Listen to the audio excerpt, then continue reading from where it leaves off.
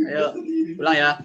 Assalamualaikum warahmatullahi wabarakatuh. Selamat malam, salam sejahtera bagi kita semua. Baik, di sini kami dari kelompok 5 mata kuliah Pemerintahan Nasional akan menjelaskan atau akan mempresentasikan materi mengenai trias politika. Sebelumnya untuk bagian materi pertama akan dijelaskan oleh saudara kita Dava Husanabil. Namun sebelum itu izinkan saya untuk maksudnya menampilkan share screen poster yang telah kami buat. Oke, udah di share screen, Pip.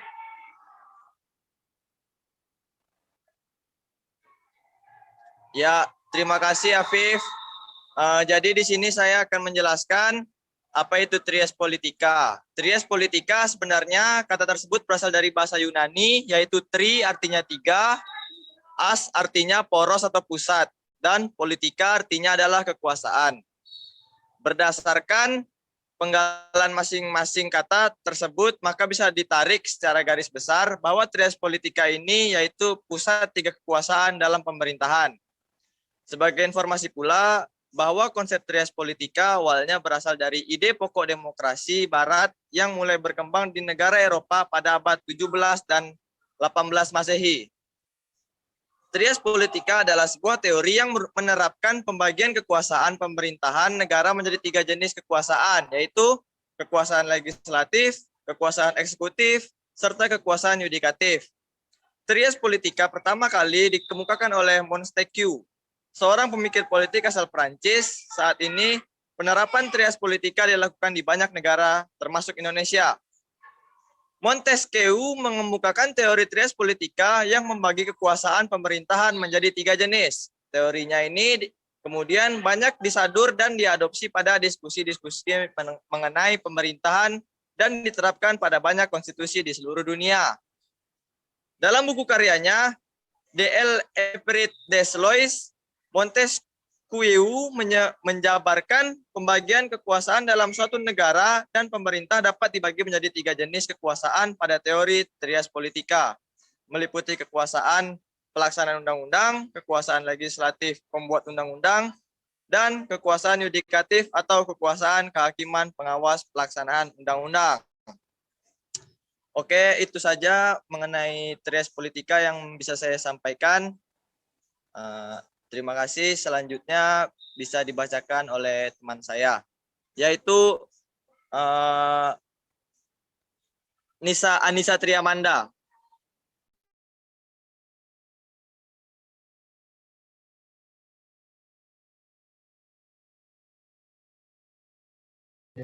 Baik, terima kasih kepada saudara Dava setelah menjelaskan mengenai gambaran umum mengenai trias politika. Selanjutnya kepada saudara Agung Daniel Tomorang dipersilakan untuk menjelaskan materi mengenai trias politika sebelum amandemen. Pada Agung dipersilakan. Terima kasih moderator. Selanjutnya itu mengenai perkembangan awal trias politika di Indonesia. Perjalanan penerapan trias politika di Indonesia dapat ditarik dari masa kolonialisme Hindia Belanda. Penerapan trias politika di Hindia Belanda baru dilaksanakan beberapa dekade setelah penerapan politika etnis. Badan eksekutif gubernur jenderal sudah ada sejak masa POC dan bertindak sebagai administrator, legislator, dan penegakan hukum. Sementara Badan Legislatif Polskat baru pada tahun 1918 sebagai lembaga penasihat pemerintah. Sebelum menjadi lembaga ko-legislatif atau karena gubernur jenderal juga memiliki fungsi legislatif pada tahun 1927. Sedangkan lembaga Hogesut adalah lembaga pengadilan tinggi yang memiliki wilayah yurisdiksi sejak masa VOC bersama dengan gubernur jenderal. Dalam praktiknya, pembagian kekuasaan ini belum sekompleks era reformasi setelah tahun 1998. Seorang gubernur jenderal memimpin pemerintahan kolonial. Panglima tertinggi Kolonel Nederland penjelmaan Raja dan Ratu Belanda. Kemudian Hogesut atau pengadilan tinggi yang berkedudukan di Batavia, Jakarta adalah lembaga yang menjalankan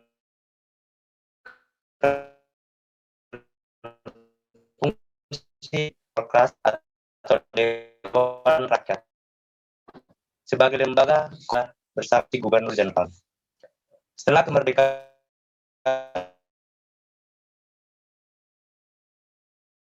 Indonesia pada bentuk pembagian perumusan pembagian kekuasaan pernah mengalami perubahan pada awal masa kemerdekaan Indonesia yang sempurna dengan kehadiran partai-partai dalam DPR. Indonesia juga pernah mengalami masa demokrasi semu yang menitikberatkan kekuasaan hanya pada eksekutif. Banyak sekali perubahan yang terjadi dalam sistem pembagian kekuasaan tahun 1945 hingga masa pasca reformasi 1998. Pada awal mula masa kemerdekaan, Indonesia masih menghadapi pergolakan eksternal dari Belanda dan internal dari wilayah-wilayah di Indonesia. Bentuk pembagian kekuasaan pun berubah-ubah. Dari negara yang Republik Indonesia Serikat yang mengadopsi sistem persemakmuran Inggris, kemudian menjadi demokrasi terpimpin, dan politik nasional yang dikuasai oleh beberapa golongan. Pada awal masa kemerdekaan Indonesia, fungsi eksekutif dilaksanakan oleh Presiden dan Menteri. Legislatif dilaksanakan oleh Komite Nasional Indonesia Pusat dan Dewan Pertimbangan Agung yang sempat menjadi DPR, dan Senat Republik Indonesia Serikat, serta yudikatif dilaksanakan oleh Mahkamah Agung Republik Indonesia hingga pada tahun 1959 Konstitusi Indonesia dikembalikan pada Undang-Undang Dasar 1945. Dari tahun 1959 hingga 1966, Indonesia mengalami krisis pembagian kekuasaan yang terjadi pada pergantian menteri dalam kabinet dan pembubaran pembentukan DPR. Dalam rentang waktu itu, iklim politik di Indonesia juga naik turun sehingga hadirnya Partai Komunis Indonesia dan kedekatannya dengan Soekarno. Pengaplikasian teori politika pada jangka waktu ini tidak sepenuhnya berjalan sebagaimana fungsinya. Kemudian pada masa Orde Baru atau 1966 sampai 1998, lembaga-lembaga negara yang memiliki fungsi asli sebagai lembaga eksekutif, legislatif, dan yudikatif sudah ada secara kelembagaan telah berdiri. Lembaga-lembaga tersebut adalah eksekutif, presiden dan kabinet, legislatif yaitu MPR, dan posisinya di atas presiden, DPA, dan DPR. Yudikatif, Mahkamah Agung. Tetapi pada pelaksanaannya, kekuasaan sangat dititikberatkan pada eksekutif dan sebagian legislatif yang dikuasai oleh ABRI dan Partai Golongan Karya. Setelah mundurnya Soeharto pada tahun 1998, Indonesia mengalami reformasi di redefinisi pembagian kekuasaan dan pemerintahan melalui berbagai amandemen Undang-Undang Dasar 1945, serta undang-undang pendukungnya Undang tentang Lembaga Pemerintahan. Pengaplikasian trias politika di Indonesia saat ini dibagi ke dalam eksekutif yang mana di dalam tangan presiden dan kabinet, legislatif yaitu MPR, DPR, dan DPD, dan yudikatif di mana dijaga oleh MA, Mahkamah Konstitusi, dan Komisi Yudisial. Selain itu, Indonesia memiliki lembaga pengawas keuangan yaitu BPK yang sudah ada semenjak zaman Indonesia merdeka. Terima kasih. Demikian yang dapat saya sampaikan. Saya kembalikan kepada moderator.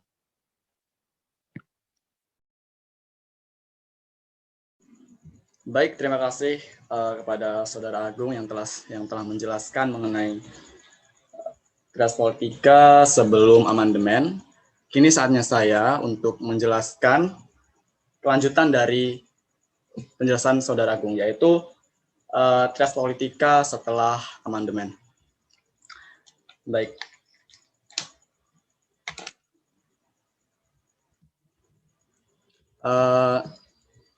Apakah suara saya jelas? Baik, tadi sudah disinggung oleh Saudara Agung di sana mengenai pokok permasalahan yang terjadi pada era sebelum diamandemennya Undang-Undang Dasar atau trias politika kita ini. Maka pada tahun 1998, para mahasiswa membuat sebuah gerakan reformasi yang dinamakan Gerakan Reformasi 98, yang mana mahasiswa ini membopong agenda-agenda yang semestinya realisasikan ke dalam pemerintahan kita, yaitu yang pertama, menuntut diadilinya Soeharto beserta para kloni-kloninya. Kemudian yang kedua, menuntut untuk diamandemennya Undang-Undang Dasar 1945. Kemudian yang ketiga, penghapusan dui fungsi ABRI. Yang keempat, otonomi daerah yang harus dibuat seluas-luasnya. Kemudian selanjutnya ada supremasi hukum, dan yang terakhir, pemerintahan bebas korupsi, kolusi, dan nepotisme. Baik, pada malam hari ini pembahasan kita fokus pada trias politika, yang mana menyinggung pada di amandemennya Undang-Undang Dasar 1945.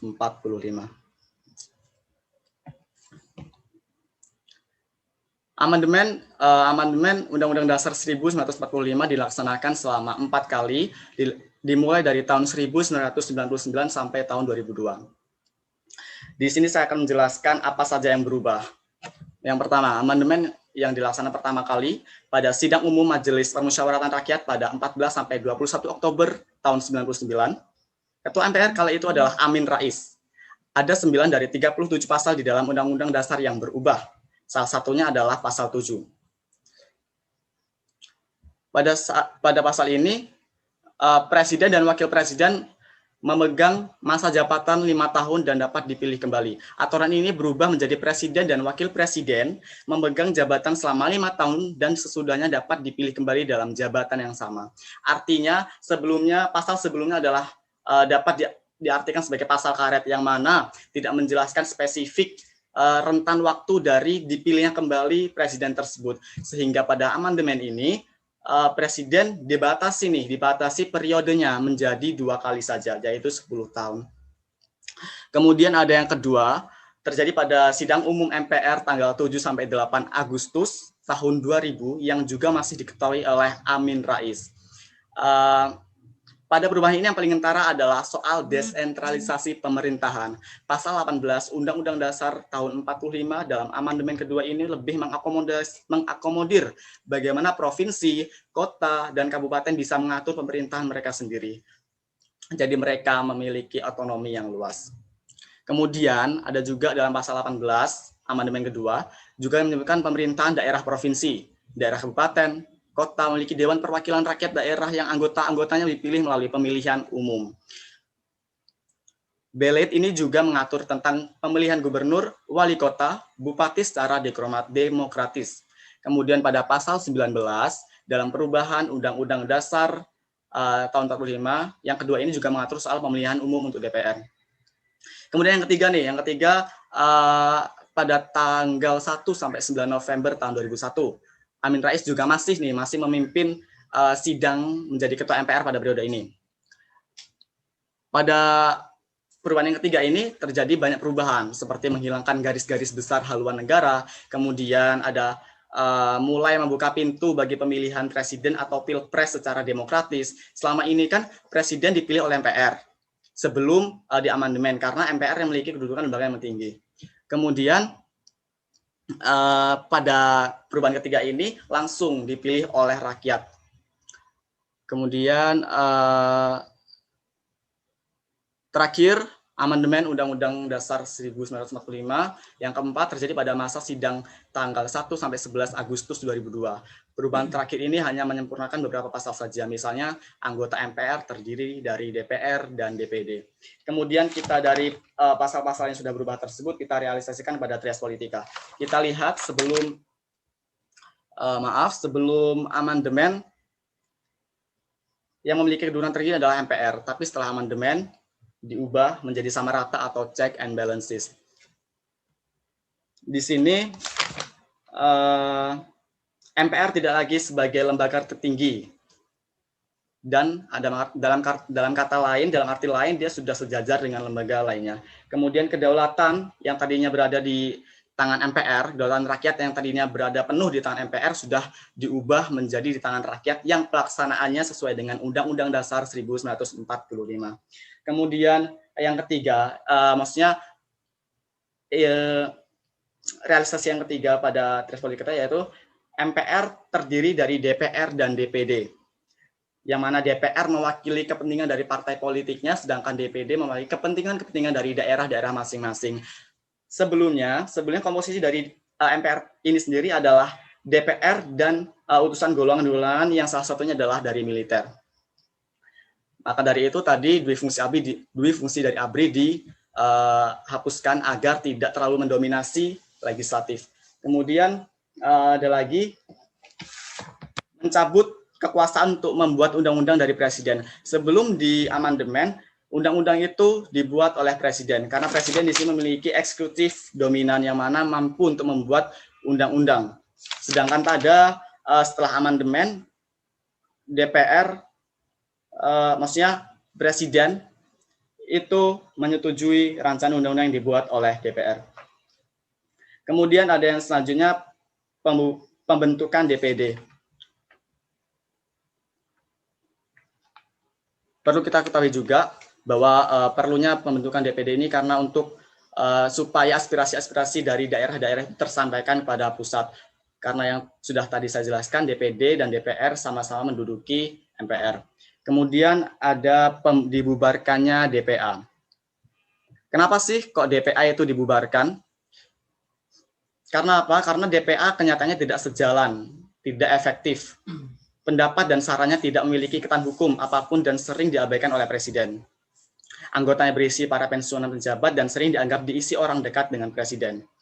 Kemudian DPA juga sering dijuluki Dewan Pensiunan Agung.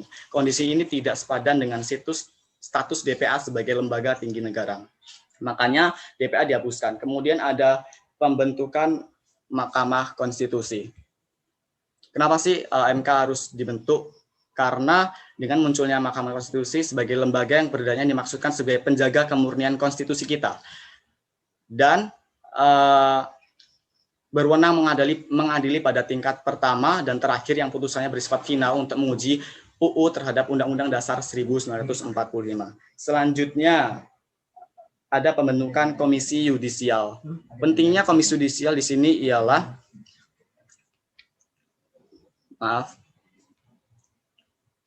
pentingnya Komisi Yudisial ini sebagai lembaga yang mana berperan dalam pemilihan Hakim Agung terhadap pemutusan sengketa oleh Mahkamah Agung begitu.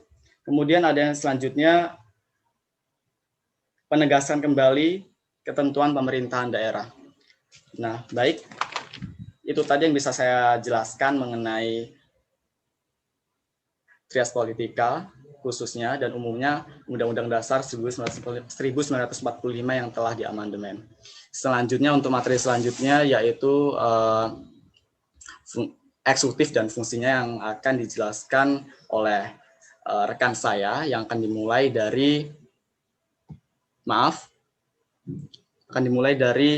Anissa Tri Amanda. Pada saudari Anissa dipersilahkan. Baiklah, saya akan menjelaskan mengenai eksekutif. Eksekutif ini merupakan head of government yang memiliki arti sebagai kepala pemerintahan. Presiden atau Perdana Menteri yang memegang kekuasaan dan melakukan kegiatan eksekutif sehari-hari harus menjalankan tugasnya dengan sebaik mungkin. Eksekutif ini sendiri memiliki fungsi sebagai part chief atau sebagai kepala eksekutif sekaligus juga merupakan kepala dari sebuah partai yang telah berhasil atau menang dalam pemilu. Kemudian sebagai Commander in Chief merupakan fungsi dari sebuah lembaga eksekutif untuk mengepalai angkatan senjata, lalu lalu Chief Diplomat merupakan fungsi eksekutif dalam hal mengepalai duta-duta besar yang tersebar di perwakilan negara di seluruh dunia, dan yang terakhir merupakan memiliki fungsi dispenser of appointment, yaitu fungsi eksekutif dalam hal menandatangani perjanjian lembaga internasional atau dengan negara lain. Dalam fungsi ini, penandatanganan dilakukan oleh Presiden, Menteri Luar Negeri, maupun anggota kabinet yang lain dan telah diangkat oleh Presiden atau Perdana Menteri. Mungkin itu saja yang dapat saya sampaikan. Saya kembalikan ke moderator. Terima kasih. Baik, terima kasih kepada Saudari Ica. Saya lanjutkan, silakan dilanjut pada Saudari Atikah Nandini. Dipersilakan, ayo. Baiklah, saya akan menjelaskan tentang fungsi kekuasaan eksekutif. Fungsi kekuasaan eksekutif diantaranya yang pertama, yaitu Head of Government, memiliki arti yaitu kepala pemerintahan. Presiden atau Perdana Menteri yang memegang kekuasaan dan melakukan kegiatan eksekutif sehari-hari harus menjalankan tugasnya dengan sebaik mungkin. Tugas-tugas lembaga ini diantaranya seperti mengangkat menteri-menteri, terlibat dalam keanggotaan suatu lembaga internasional, menjalin perjanjian dengan negara lain, menandatangani surat hutang dan pembayarannya dari lembaga donor, dan lain sebagainya. Yang kedua yaitu Party Chief, adalah seorang kepala eksekutif sekaligus juga merupakan kepala dari sebuah partai yang telah berhasil atau menang dalam pemilu. Fungsi ketua partai dalam hal ini yaitu lebih mengemuka atau dikenal pada suatu negara yang menganut sistem pemerintahan parlementer. Sebagai informasi bahwa dalam sistem parlementer, kepala pemerintahan dipegang langsung oleh yang namanya Perdana Menteri dan berasal dari partai yang menang pemilu. Yang ketiga yaitu Commander-in-Chief, merupakan fungsi dari sebuah lembaga eksekutif untuk mengepalai angkatan bersenjata. Perlu diketahui bahwa Presiden atau Perdana Menteri adalah pimpinan tertinggi angkatan bersenjata. Walaupun seorang Presiden atau Perdana Menteri tidak memiliki latar belakang militer, namun tetap perlu memiliki peran mengepalai atau memimpin angkatan bersenjata ini. Yang keempat yaitu Chief Diplomat, merupakan fungsi eksekutif dalam hal mengepalai duta-duta besar yang tersebar di perwakilan negara pada seluruh dunia. Yang kelima, Dispenser of Appointment, yaitu fungsi eksekutif dalam hal menandatangani perjanjian lembaga internasional atau dengan negara lain. Dalam fungsi ini, penandatanganan dilakukan oleh Presiden, Menteri Luar Negeri, maupun anggota kabinet yang lain, dan telah diangkat oleh Presiden atau Perdana Menteri. Sekian dari saya kembalikan ke moderator. Baik, terima kasih kepada Saudari Atika Nandini. Untuk selanjutnya saya persilakan kepada rekan saya.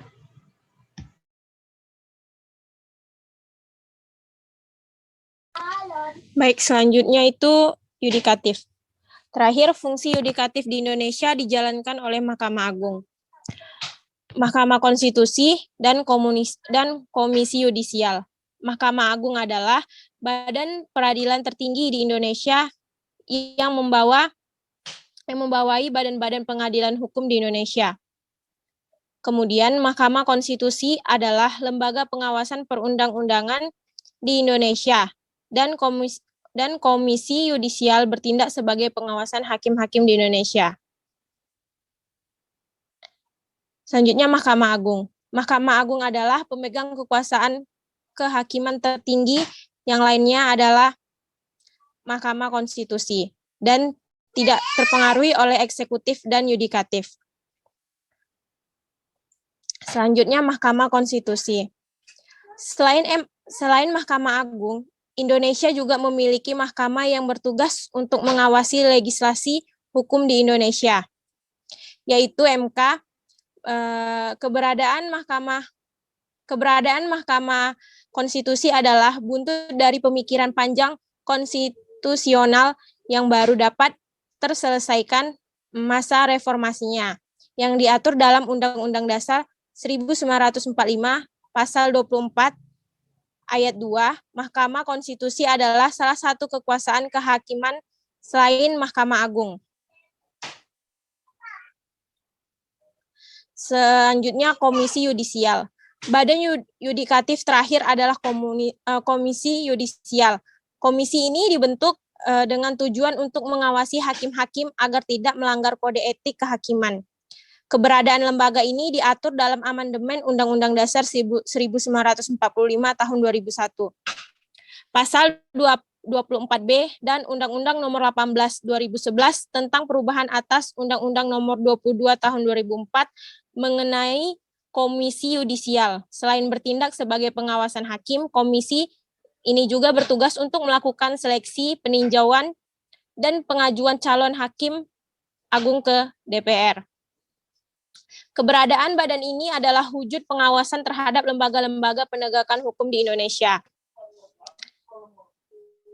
Terima kasih, saya kembalikan kepada moderator. Baik, terima kasih kepada saudari kita Indi. Baik, selanjutnya akan dijelaskan oleh Rismaya selaku pemateri dari bagian legislatif. Silahkan. Baiklah, saya akan menjelaskan tentang legislatif. Legislatif atau dikenal dengan beberapa nama yaitu parlemen, kongres, dan assembly nasional. Dalam sistem parlemen, legislatif adalah badan tertinggi yang menunjukkan eksekutif.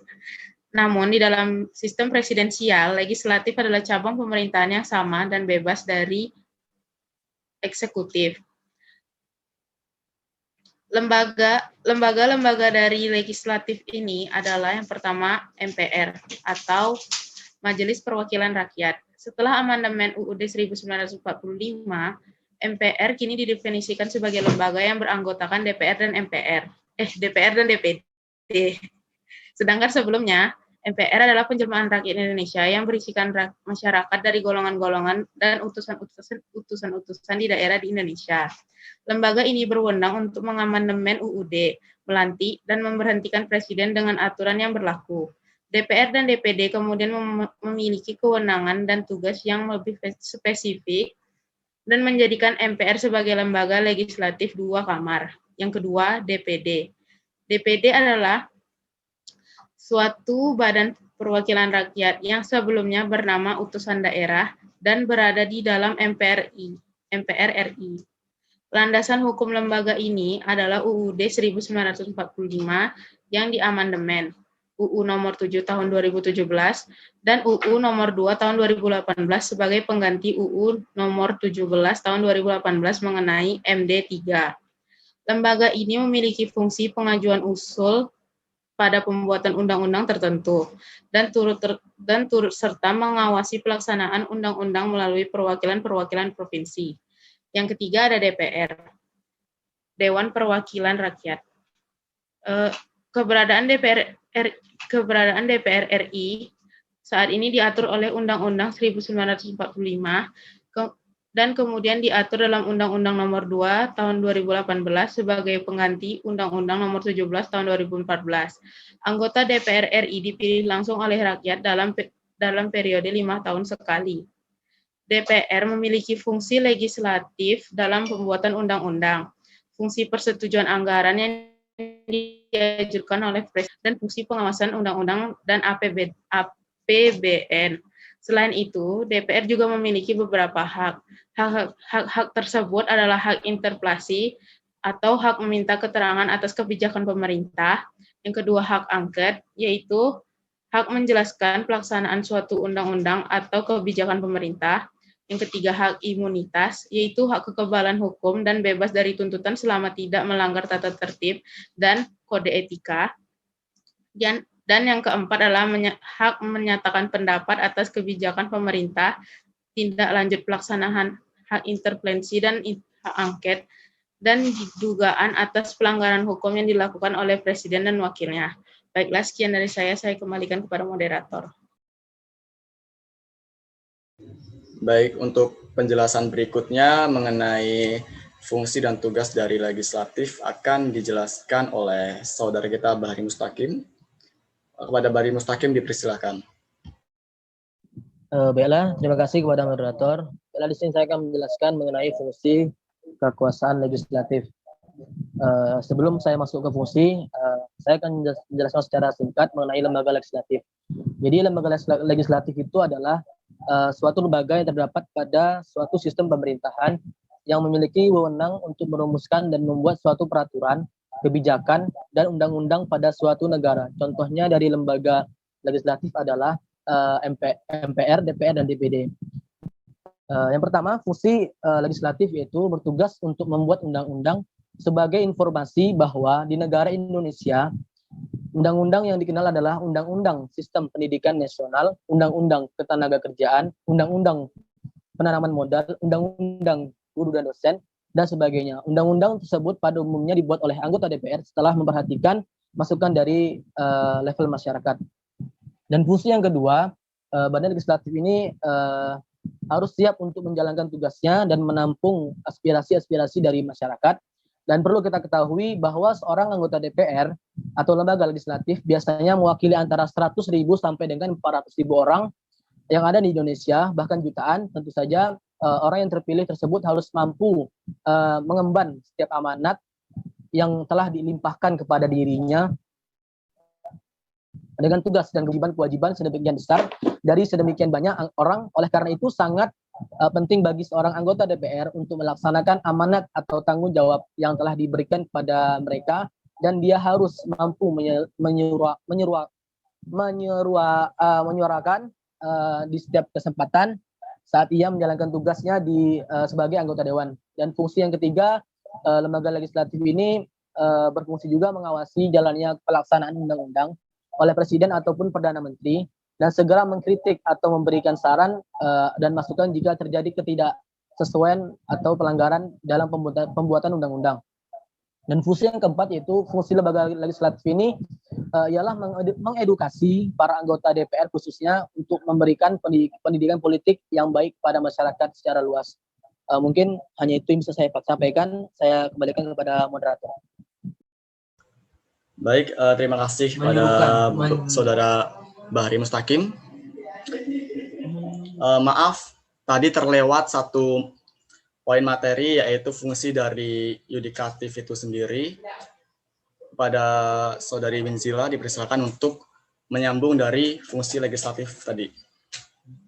Silakan. Baik, terima kasih atas waktunya. Fungsi kekuasaan yudikatif. Kekuasaan yudikatif adalah lembaga yang mempunyai kewenangan dan kekuasaan dengan fungsinya untuk mengontrol seluruh lembaga negara yang menyimpang atau melenceng dari hukum yang berlaku pada negara tersebut, serta memberikan sanksi terhadap setiap pelanggaran di negara tersebut. Di antaranya fungsinya yang pertama adalah criminal law. Biasanya diselesaikan oleh lembaga kekuasaan yudikatif yang biasanya dipegang oleh pengadilan pidana di Indonesia yang sifatnya yang berjenjang dari pengadilan negeri tingkat kabupaten, pengadilan tinggi tingkat provinsi, dan Mahkamah Agung tingkat nasional. Yang kedua adalah constitution law, merupakan permasalahan yang ditangani oleh Mahkamah Konstitusi. Apabila individu, kelompok, lembaga-lembaga negara mempersoalkan sebuah undang-undang atau keputusan, maka langkah penyelesaiannya sengketanya dilakukan oleh Mahkamah Konstitusi. Yang ketiga adalah administrative law, merupakan permasalahan hukum administrasi yang penyelesaiannya dilakukan di Pengadilan Tata Usaha Negara. Sekian saja, saya kembalikan kepada moderator.